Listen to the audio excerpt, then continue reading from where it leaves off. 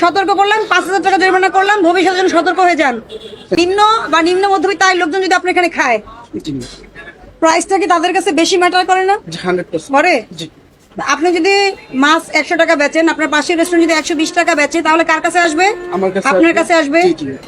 ঠিক আছে, কিন্তু আপনারা সবাই যদি সিন্ডিকেট করে কেউ দাম না লিখেন, মন মতো করে দাম নেন, তাহলে কি হবে? লোকজনের কষ্ট হবে।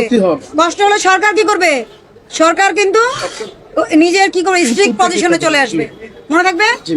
আপনার পরিবেশ যদি আপনি পরিষ্কার করে ফেলেছেন কম্পারেটিভলি ওগুলোর চেয়ে ভালো, তবে এটা বজায় রাখতে হবে। খাবার ঢেকে রাখতে হবে।